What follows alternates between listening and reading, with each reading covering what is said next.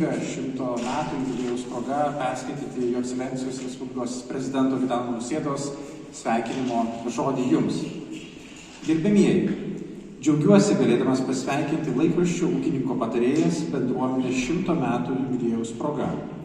Tai neeilinė diena lietuviškai spaudai. Taip pat Lietuvos ūkininkams ir jiems prijaučiantiems.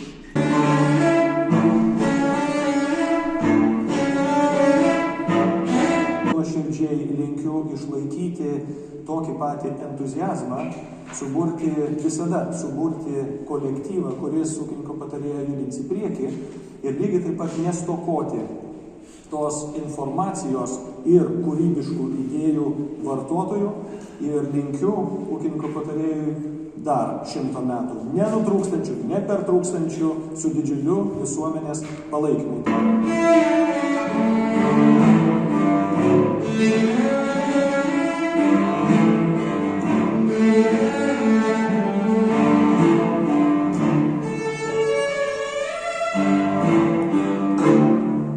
Žemės ūkiai labai daug kūrybiškų žmonių, tas popierinis ryšys, tas kvapas ir ten jauti tą vidinį ryšį tarp to, kuris rašo ir tas, kuris skaito.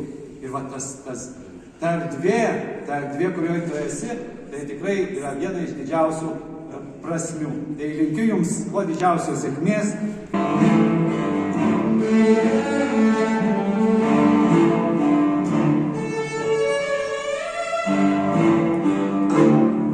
Gerbiami ūkininko patarėjo darbuotojai, šiandien iš tikrųjų didžiulė šventė ir labai džiaugiuosi galėdamas čia dalyvauti ir pasveikinti jūs su tokia garbinga proga.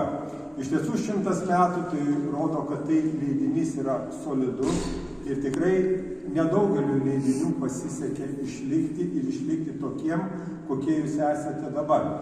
Tai yra lyderiaujantis ir kur visada galima rasti objektyvę, savalaikę informaciją ir tikrai mielai visada skaičiau šį leidinį ir skaitysiu ateityje.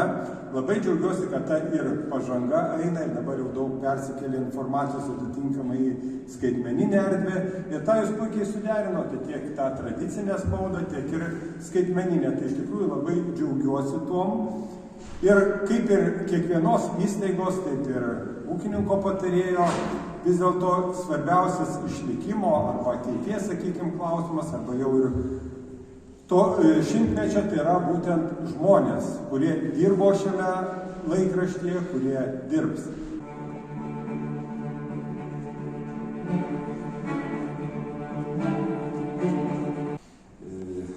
Ūkininkų patarėjas, svarbiausia, kad jisai pasako tą informaciją, kuri mums labai reikalinga ir laiku. Manau, kad mes kiek galėsim, kol bus nors vienas ūkininkas, ūkininko patarėjas nežus.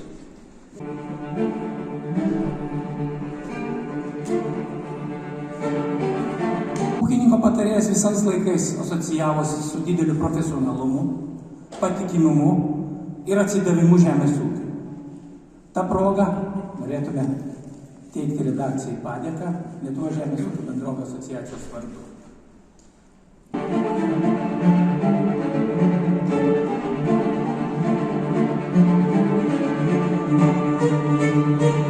Lietuvos ūkininkų sąjunga pasižada, kas parašyta laikraštyje, skaityti ir toliau remti su komanda mintimis, žodžiais ir darbais, retkarčiais ir mažais pinigėliais. Nes esam surišti į tvirtą bendradarbiavimo mazgą.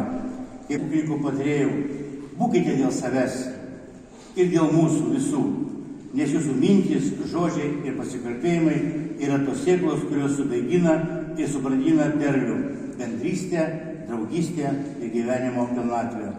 Būkime kartu ir kitą 100 metų.